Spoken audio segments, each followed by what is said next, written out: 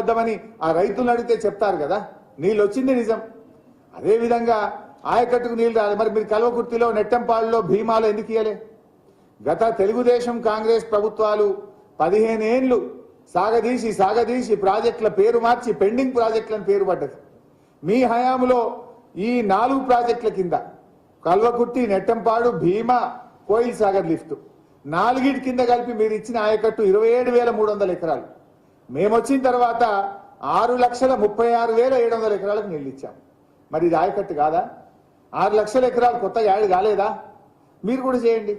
మేము అన్ని పూర్తి చేసినాం, 90% పనులు పూర్తి చేసినాం.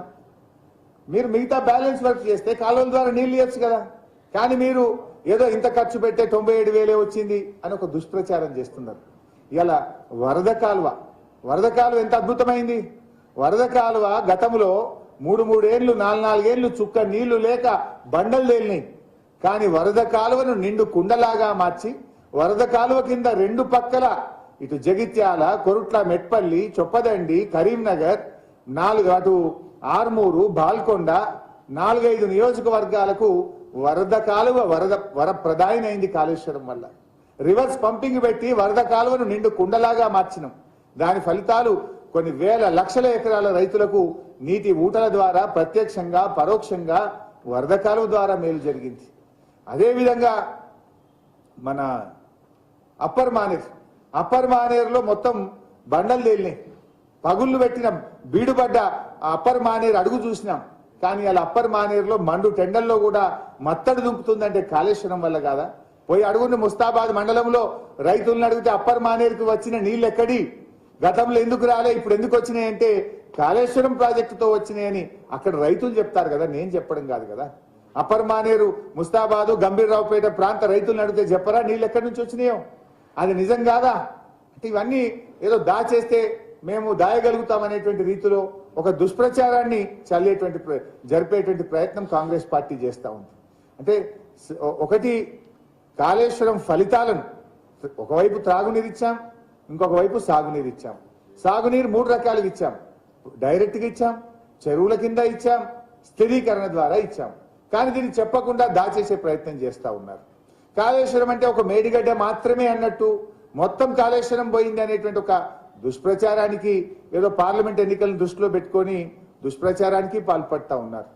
గతంలో ఇటువంటి సంఘటన ఏది జరగనే లేదు ఈ రాష్ట్రంలో అని, ఈ దేశంలోనే ఇది జరిగిందని ఒక చెప్పేటువంటి ప్రయత్నము చేస్తూ ఉన్నారు. సో ఇవన్నీ విషయాలు ప్రజలకు తెలవాల్సిన అవసరం ఉంది. ఫైనల్గా కూడా మేము చేసే అప్పీల్ ఏంటంటే, దయచేసి పునరుద్ధరణ చర్యలు వెంటనే చేపట్టండి, నిపుణుల సహాయం తీసుకోండి. ఇంకోటి, ఏ ఎంక్వైరీ అయినా వేయండి, తప్పు చేసిన వారి మీద చర్య తీసుకోండి. అది నేను శాసనసభలోనే డిమాండ్ చేసిన. దానికి మేమేం భయపడేది లేదు. తప్పు చేయనప్పుడు మాకు ఎటువంటి భయం లేదు, ఎందుకంటే మేము తప్పు చేయలేదు. ఏదైనా టెక్నికల్గా సాంకేతికంగా సమస్య ఏందో తెలుసుకునే ప్రయత్నం చేయండి. ఇప్పుడు దాదాపు 2 నెలలు దాటి 3 నెలలకు వచ్చింది, ఇంకా మీరు కోడిగుడ్డు మీద ఈకలు బిక్కుంటా బురద చల్లుకుంటూనే ఉంటారా? ఇది వర్కింగ్ సీజన్ కదా. ఈ టెక్నికల్గా ప్రాబ్లం ఏందో తెలుసుకోండి, సమస్యలు తెలుసుకోండి, పరిష్కారం కనుక్కోనండి, యుద్ధ ప్రాతిపదికన పనులు చేయండి, దోషులను కఠినంగా శిక్షించండి. దానికి మేము వద్దనట్లేదు. కానీ మీరు ఎంతసేపు ఏం చేయాలో ముందుకు పోకుండా అదేదో సినిమా చూపించినట్టుగా చూపించండి. మరి మొత్తం చూపించింది. రాండి, మల్లన్న సాగర్ చూపింది, కొండపోచమ్మ చూపింది, రంగనాయక సాగర్ చూపింది, హల్దీ వాగు చూడండి, కుడవెల్లి వాగు చూడండి, నిండిన చెరువులు చూడండి. అవన్నీ ఎందుకు చూపించరు? మలకపేట ఎందుకు చూపించరు? అంటే మీరు కేవలం ఒక భూతద్దంలో పెట్టి మా మీద బురద జల్లే ప్రయత్నంలో మీరు ఉన్నారు. కానీ ప్రజలకు వాస్తవాలు తెలియదా? ఇలా మెదక్ జిల్లాలో కాళేశ్వరం ఫలితం అందుకున్న దుబ్బాక, సిద్దిపేట, గజ్వేల్, నర్సాపూర్, మెదక్ ఆ జిల్లా రైతులకు తెలియదా? సిరిసిల్ల రైతులకు తెలియదా? అదేవిధంగా మరి ఆ కోదాడ, సూర్యాపేట, మరి అదేవిధంగా తుంగతుర్తి, నర్సంపేట, డోర్నకల్లు, మరి మహబూబాదు, పాలకుర్తి, కేసముద్రం ఆ రైతులకు తెలియదా? గతంలో ఎందుకు రాలే? కాళేశ్వరం వచ్చినాకనే ఎందుకు నీళ్ళు వచ్చినాయో ఆ రైతులను అడిగితే చెప్పరా? సో ఇవన్నీ వాస్తవాలు ప్రజలకు తెలుసు. మీరు అనవసరంగా మా మీద బురద జల్లడం మాని పరిపాలన మీద దృష్టి పెట్టండి. ఇలా శాసనసభలో కూడా ఎంతసేపు మాకు మైక్ ఇయ్యరు, మా గొంతు నొక్కే ప్రయత్నం చేస్తారు.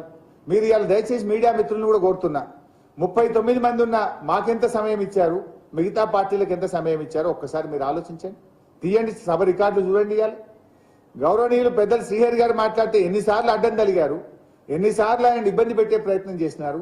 మరి ఇతర పార్టీ సభ్యులు మాట్లాడినప్పుడు మీరు ఎంత ఇంటరప్షన్ ఉన్నది, వారికి ఎంత సమయం ఇచ్చారో కూడా ఒకసారి పరిశీలించాలని చెప్పి కూడా నేను జర్నలిస్టులను, మీడియా మిత్రులను, రాష్ట్ర ప్రజల్ని కూడా కోరుతా ఉన్నాను. Thank you.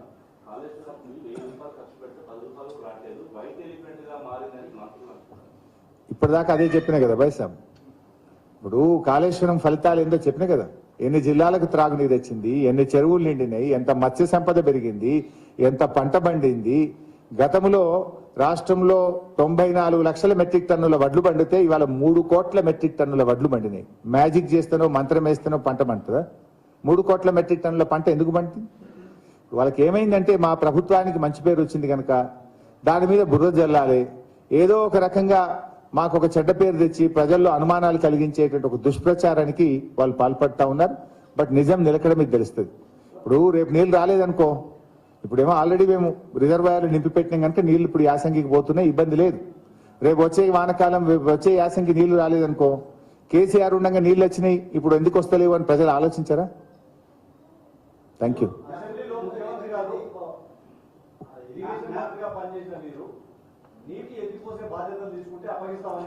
ఎస్, ఇప్పుడు కూడా అవకాశం ఉంది. ఇంజనీర్లు చెప్తున్నారు వాళ్ళకి చేత కాకపోతే ప్రభుత్వాన్ని మాకు అప్పచెప్పమనండి, వాళ్ళని తప్పుకోమనండి, మేము చేసి చూపిస్తాం. అవునే, దిగుమను రేవంత్ రెడ్డి రాజీనామా చేయమని నేను ఎక్కి చేపిస్తాను. రేవంత్ రెడ్డి రాజీనామా చేయమను, నేను ముఖ్యమంత్రిగా ప్రమాణ స్వీకారం చేసి నేను చేసి చూపిస్తాను. నాకు బాధ్యత ఇస్తా అంటే I'm ready to take it. ఆయనకు చేత కాదు హరీష్ రావు నువ్వు చేయంటే చేసి చూపిస్తా.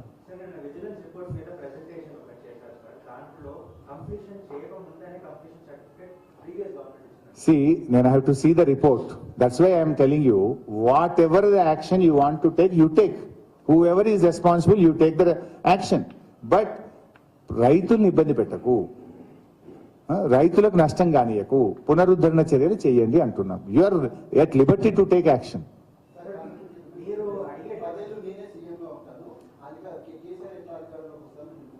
శ్రీ బైసాబ్, ఎవరు ఎన్నేళ్ళు ముఖ్యమంత్రి ఉండాలని మనం కాదు నిర్ణయించాల్సింది, రాష్ట్ర ప్రజలు నిర్ణయిస్తారు. ప్రజల నిర్ణయం శిరోధార్యం. ప్రజలు అంతిమంగా న్యాయ నిర్ణేతలు. మీరు ప్రజలకు ఇచ్చిన హామీలు అమలు చేయండి, మేము కోఆపరేట్ చేస్తామని చెప్పినాం కదా. నిన్న నల్లగొండ సభలో కూడా కేసీఆర్ చెప్పారు, 5 ఏళ్లు మీరే ఉండండి, ప్రజలకు ఇచ్చిన హామీలు అమలు చేయండి అని నల్లగొండ సభలో చెప్పినారు కదా కేసీఆర్ గారు. మీరు బాగా చేస్తే ప్రజలు మీకు మళ్ళీ అవకాశం ఇస్తారు, బాగా చేయకపోతే బయటకేసి కొడతారు మిమ్మల్ని. అంతిమంగా పబ్లిక్ హ్యాస్ టు డిసైడ్. వస్తారబ్బా, ఎందుకు రా, ఆయన ఎందుకు తొందరపడుతున్నాడు, అన్ని చూస్తారు మీరే. రైట్, శాసనసభలో మాట్లాడతారండి. గతంలో కేసీఆర్ ను కాల్ చేయాలని మాట్లాడండి, ముఖ్యమంత్రి ఉండే కేసీఆర్ ఆ రోజు. ఈయన ప్రతిపక్ష నాయకుడు కాదు, పిసిసి ప్రెసిడెంట్ గా ఉండి ఒక ముఖ్యమంత్రిని పట్టుకొని కాల్చి పారేయాలి అన్నాడు. అనడా లేదా రేవంత్ రెడ్డి గారు? మీరే సాక్ష్యం కదా బైసాబ్. ఉరిదీయాలని మాట్లాడిండు, కాల్చిపారేయాలని మాట్లాడిండు. అటువంటి భాష ఆయన మాట్లాడొచ్చా? ఇంకోటి, పబ్లిక్ మీటింగ్ లో మాట్లాడడం వేరు, శాసనసభకు ఉండేటువంటి ప్రాధాన్యత కానీ